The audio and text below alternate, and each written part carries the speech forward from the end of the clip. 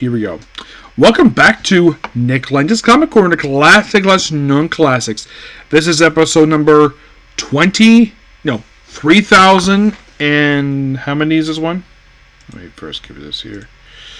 This is episode number, because I did one last night. Here we go.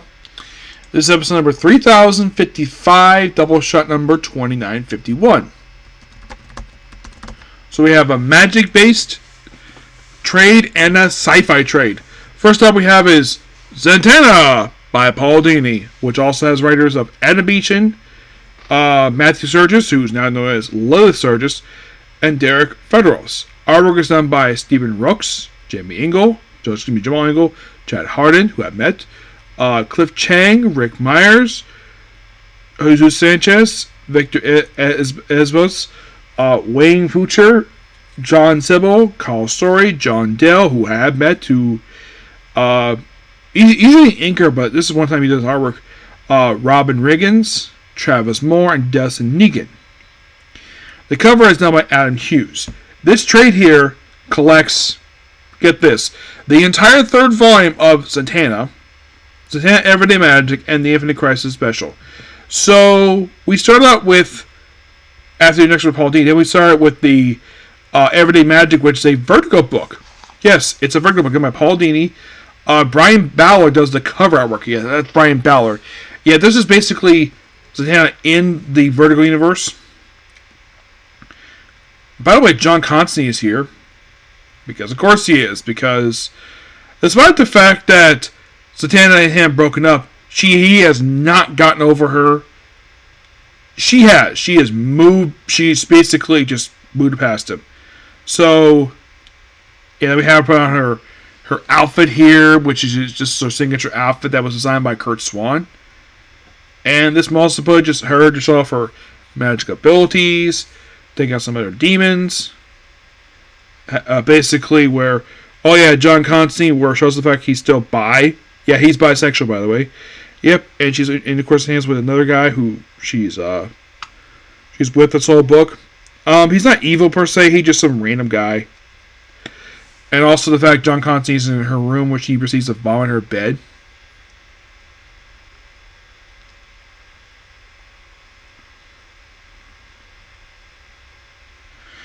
Yeah. And we have various stuff going on here. It's basically a fun Zatanna one-shot, which I'm not surprised they included this in here because it's Zatanna and it's written by Paul Dini. So, of course, basically to do it. And there's a few times in the book they love showing Zatanna. Now, despite things published in Vertigo, we don't really get much nudity in this book. Not really. Oh, and the Halloween book, that's basically Kadra Ro Tort. I think it's Treat. It's like trick. Oh, it's basically Trick or Treat backwards. Yeah, this is basically Destiny. It's basically Zatanna and Halloween. And then we're into the main book, where it's basically Stephen Crooks. Mostly put these issues, it's her, like, basically dealing with her younger cousin, Zachary, who is living with her as, like, a roommate. He, at one point, throws a wild party, and a couple times, basically, he introduced her to a girl, basically, is with, one of whom was a succubus. Yes. Now, I should also point out that Paul Dini does not write all of the issues for this book. No, he does not. As for the reason for it, I have no idea. You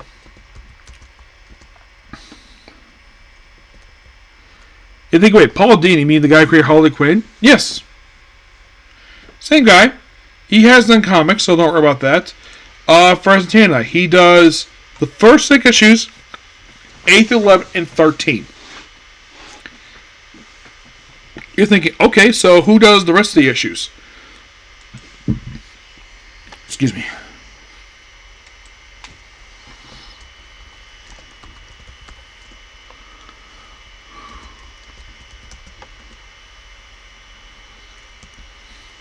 Well, issue number 7. Issue 7 of the book is done by Adam Beechin. By the way, he's not going to sorcerer in the book. One of the times he's a villain. Let's see. For issue number 12,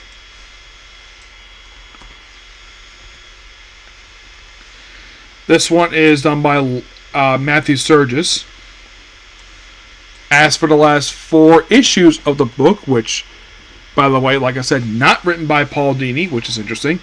14 is Adam Beechin. 15 is Derek Frederiffs, which 15 is where the cover comes from. And the final issue is done by Adam Beechin. Now, why in the world that Paul Dini didn't do the whole book, I don't know. It is quite interesting the fact this book managed to last as long as it did.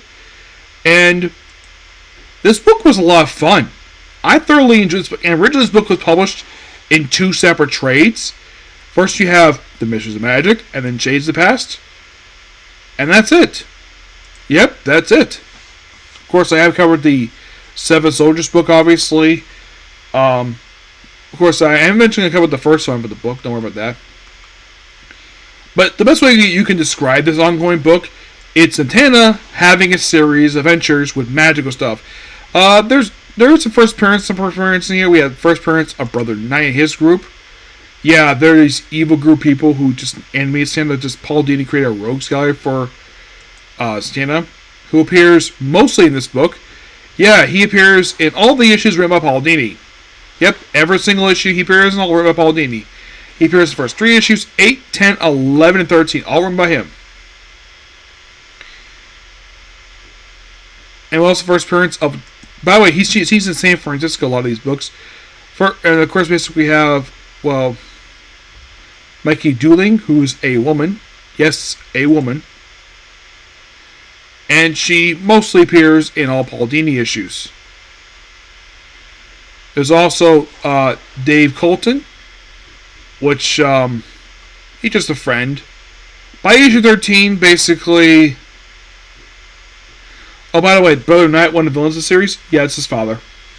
Yep. Now, it could be maybe Paul Dini's busy our book. That's probably the reason why he didn't do all the books. But it's a very interesting character. There's stuff with the Justice League in here, per se, in the books. Black Canary appears in the book, obviously, because basically, well... Yeah. And you might be curious, though. There's some connection to Santa's father, who does appear in the book as a ghost. Yeah. John Zatanna. Yep. He does appear in the book as a ghost. A few times in this book. Not a lot, per se, but it kind of makes sense that he would appear in his daughter's book because, well, he is basically her father. And in my honest opinion, he has every right to appear in this book. He most certainly appear in issues 2, 3, 7 through 9, and a special for Zatanna. We'll discuss that in their point. But this book, like I said, it's a lot of fun. It is the first and only time Zatanna ever had an ongoing series. Those of you curious, though, is there any other titles for Zatanna? There is. There is the Vertigo book. Black Label book. Zatanna, Bringing Down the House.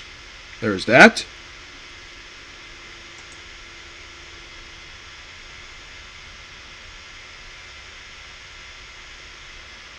There is a Vertigo book known as Books Magic War During a Lifetime.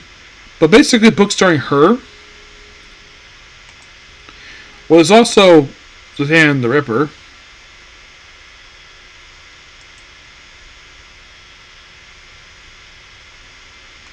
Yeah, it's a wave I mentioned, but mostly put books that are hers, per se.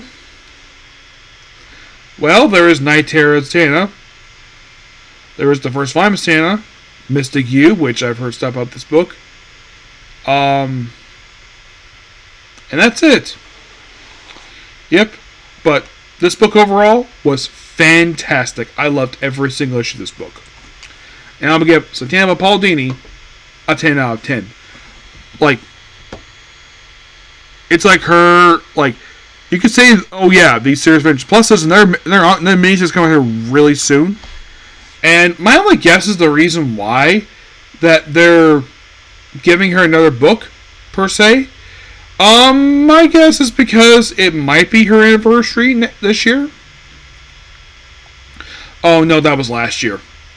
Yeah, last year was actually her 60 years in comics. Yep. Oh, in case you're curious, though, how many issues did Zachary, her cousin, appear in this book? He appeared in a good chunk of this book, per se. I think he was in almost every issue of this book. Well, actually, no, he appeared in a few issues. Issues 4 through 6 and 14. 14 was the only issue of the book where he appeared in where it was not written by, well, Paul Dini. And I definitely recommend this book. The book is amazing. They're all standalone issues. Yeah, that's one thing interesting about Paul Dini. He loves his standalone issues. Like his run for Tita Comics. All standalone issues. Basically all one-shot stories. And it's a shame we don't get books like this much anymore. The only book nowadays with DC that actually is not some story arc built for a trade is Just Like Unlimited. That's the only one nowadays. And I'm glad you get another book, per se, which is fantastic. So, next up we have is Darth Vader, Volume 9, Rise of the Schism Imperial. This book collects issues 42 to 45 of Darth Vader Volume 3, 47, along with the Free Comic Day issue and 2 of the Empire. Everything here is written by Greg Pak. Salvador Roca does the Free Comic Day, the Revelations one-shot story. Adam Gorey and Paul Fry does issues 42 to 45. The Paul Fry does most of 44-45. The Free Comic Day story is Ramon Rosens, and Rafa Ingiko is on the artwork. The Schism Imperial mostly put it just people who were accused of various crimes and working with this other person to deal with reigns of Vader. 2 of the Empire. This mostly put just Vader on Mustafar with various stuff. It is not that very long. It's very much a short story. It is 1, 2, 3. It is like 5 pages. As the main book itself,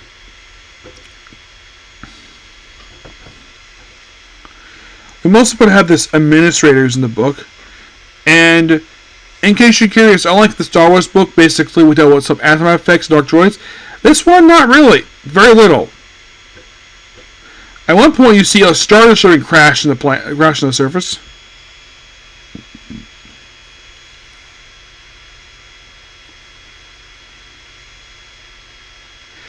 Yeah, and of course, basically, you have the rebellion. You have Vader in action here, which is so awesome. And then we cut to Mustafar, where basically he's torturing the prisoners that he captured.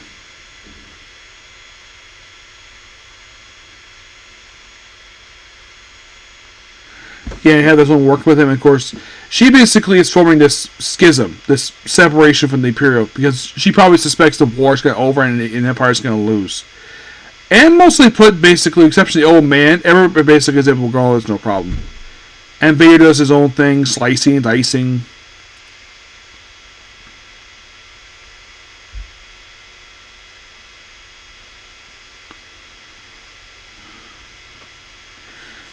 Yeah.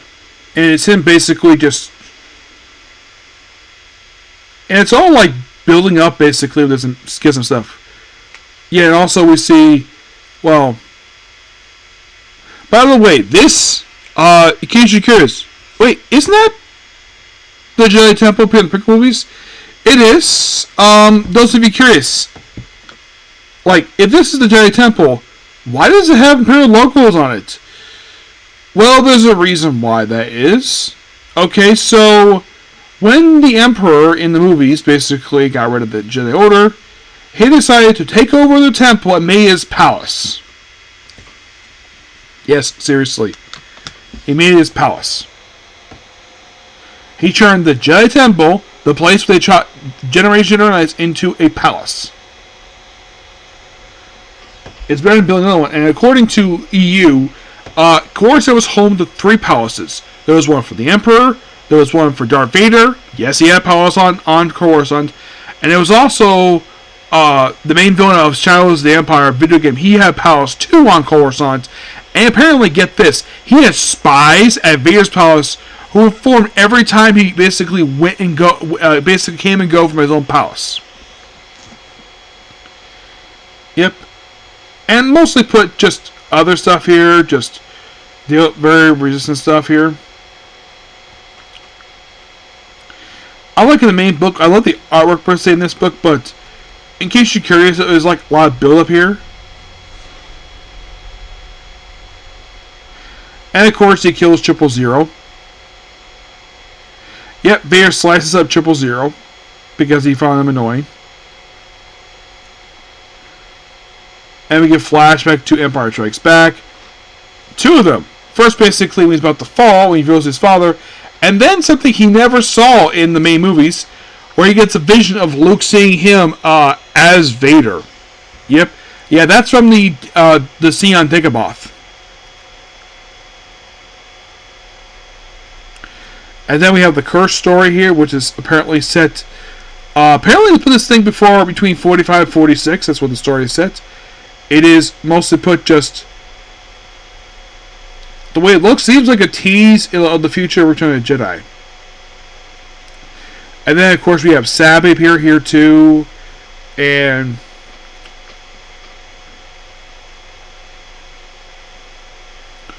we see basically a vision of young Anakin, Padme, and Sabi from Episode 1. And then we have the raising of Excel. So most of it just, well,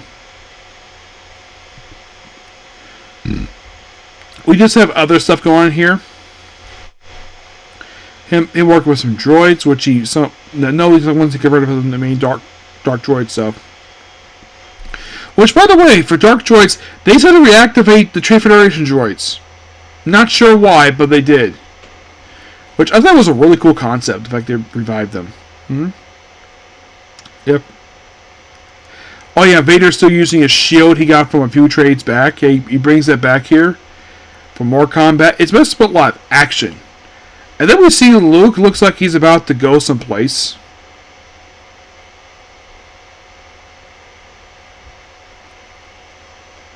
Of course, Luke gets a message. In case you're wondering, does this book feature the story of how the Imperial shell was stolen? No.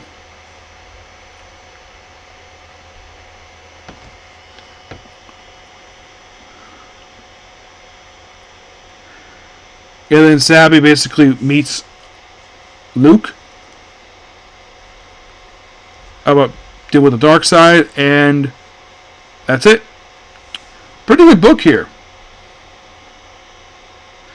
And most of it's like deal with corruption in the Empire.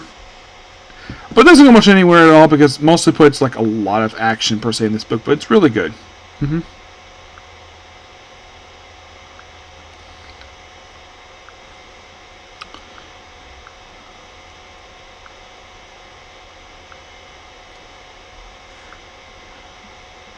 Yep, and I'm going to give basically this book here a 9 out of 10. Next time I'm talking about this book will be the end of the series. One thing that they should do if they want to tell more Vader stories, like if they want to tell anything more like moving forward, because Vader doesn't exist after Return of the Jedi because he died. But there's two areas you can explore with Vader for stories as Vader. One, they could pick up right where Volume 2 left off, which, by the way, between Revenge of the Sith and New Hope, there is a lot of ground to cover for that time period. Another time period they can cover is the moment we last see Vader in New Hope up until we see him at the start of the Star Wars ongoing series. There is that 1 year, because the main book the first previous fight for Star Wars started 1 year after New Hope. You could potentially explore some stories there. Yes, I could see that. But that's all that you could do with Vader.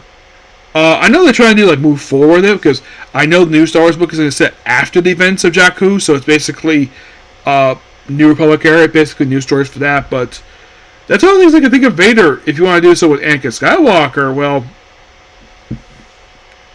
if you think of interest in Clone Wars, well, they've already did with the Clone Wars TV show. The only thing I can think of, if you want to do more something more with Anakin between the events episode 1 and 2, the only thing to explore for that is the Obi-Wan Anakin miniseries, which was really good, by the way. Yep. But yeah, that's particularly a particular view. Please be sure to like, comment, subscribe, turn notifications, and do hit the like button. Next up is Dr. Stone. Okay, next view. Bye.